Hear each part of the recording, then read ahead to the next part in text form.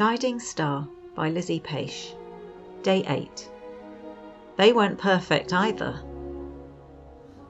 When I first wrote these reflections and shared them daily, I absolutely loved hearing feedback from my readers in real time. I'd love to hear it from you too. After reading Day 7's reflection, a dear friend replied to me suggesting that it was fun to imagine that perhaps Mary and Joseph had haggled with God. Maybe there were some complaints along the way.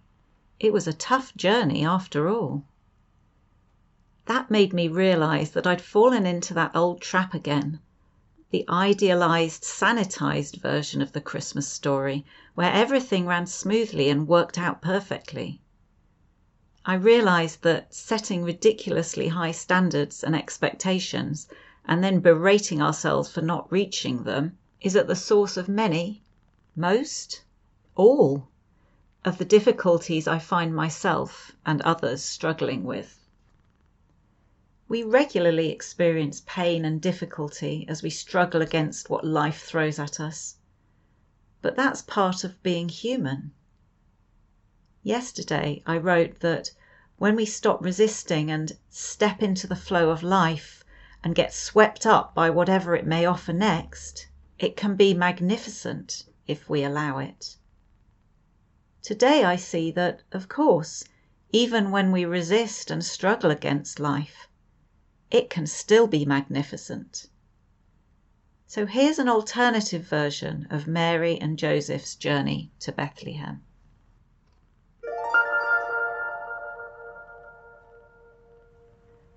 Mary burst into tears. The scorching desert sun burned the back of her hands where they clutched the worn leather reins. Her back ached, her sit bones were sore. The baby had been kicking since dawn and she desperately needed to pee.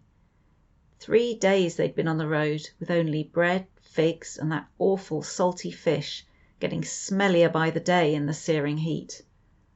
Water was in short supply, and her parched mouth and taut lips felt gritty with dust. Still the road stretched out interminably in front of them, with nothing but the prospect of another uncomfortable night round the fire, with stones under her woven sleeping mat, and the constant biting cold. The howling wolves frightened her at night, although the flames usually kept them well away. Around her now, streams of other members of the House of David trudged past, wordless, exhausted. That day 9 months ago, when an angel had stood in her kitchen, seemed like a dream. In fact, it probably had been a dream. How could she have been so stupid to think she was chosen by God, that she was someone special? That certainty, the feeling of everything being right, was long gone now. If God had some amazing world-changing plan for her, if God was so powerful and merciful, surely there was a better way of doing this than sending them off to Bethlehem when she was about to give birth. The whole idea just seemed crazy now. "Why the hell are they sending us on this stupid journey?" she said. Joseph felt a pang of despair. He didn't dare tell her what he'd heard, passed back down the line from those who'd already arrived in Bethlehem. The small town was completely overwhelmed by the influx of census visitors, and accommodation was in short supply. It looked as if sleeping mats on the ground were all they could expect until they got back to Nazareth, and that could be more than a week away. He looked back at his frightened and dishevelled wife, and his anxieties matched her own. What if the baby came in the next few days? He slowed to be next to her and put his arm around her waist. "We'll be okay," he said.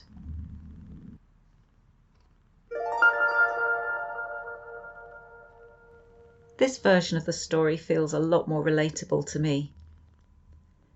We've all felt overwhelmed at times in our lives, not knowing how or even if things are going to work out. What a comfort it is then to consider that this reality may have existed even at the heart of this most famous story of all.